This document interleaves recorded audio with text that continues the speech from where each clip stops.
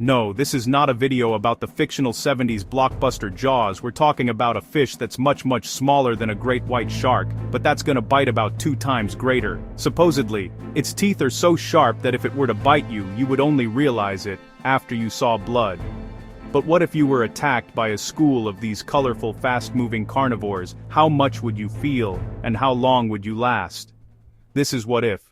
And here's what would happen if you fell into a pool full of piranhas. Piranhas have been around for a really long time. Fossil evidence puts the piranha's ancestors in South America as far back as 25 million years ago, and the modern piranhas we know and love today have been here for 1.8 million years. So we've had some time to learn about these fearsome little river dwellers, but how much of it is true? Pay attention, what you're about to see might just save your life. That piranhas are vicious, bloodthirsty creatures that will tear you apart in minutes is largely a myth. In 1914, former U.S. President Theodore Roosevelt was on a survey expedition in Brazil, where he witnessed a group of locals tossing a dead cow into a river that they had stocked with starving piranhas. The feeding frenzy that followed led Roosevelt to see piranhas as the embodiment of evil ferocity. He compared their teeth and their jaws to those of sharks, and claims that their preferred prey is usually much larger than themselves.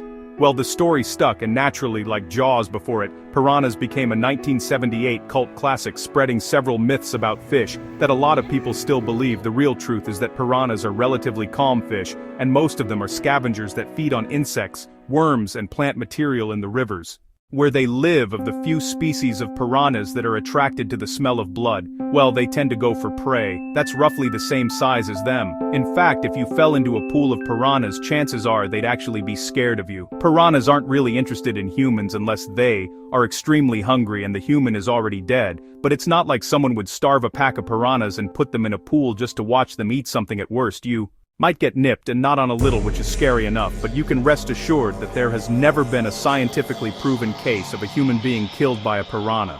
Sorry, gory B-movie lover, but don't let me spoil all of fun, even though you know the truth. Now, the idea of what piranhas can do is still terrifying. These fish typically grow up to 50 centimeters long. They hunt in packs and have a bite force that's 3 times their body weight.